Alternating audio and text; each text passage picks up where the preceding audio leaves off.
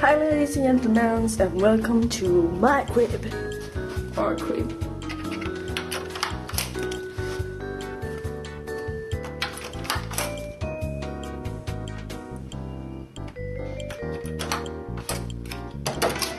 No. This is our crib in England. This is where we're sleeping, me and Emily. And this beds is like this. You can move them if you want. Okay, men för filmen to like skateboarding on them. And here we have the element that is very cold, but we have switched on the heat now, but it's not so fresh. And it's leaking too a bit. Here is our view. It's no one over there. That is funny to watch, but this is our TV. Here we look at films and stuff. Kan du dra igång den och visa om den går rätt? We can look. Så, reklam till exempel.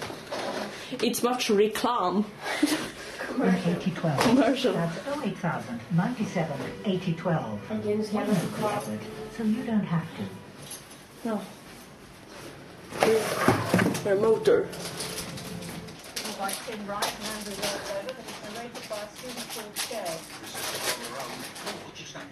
This is commercial for dog food.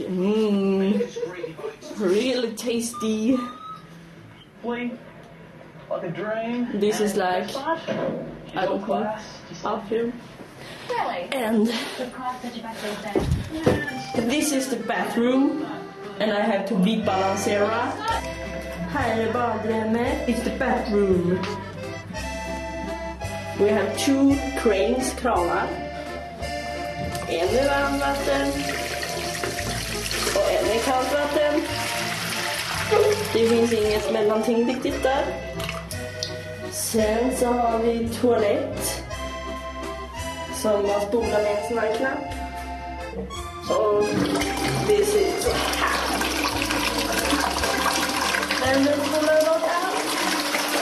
Och sen finns det en sån här grej som man bara har sett hemma hos farmor och farfar ungefär. Och sen ett badkar, sensträck dusch. Där typ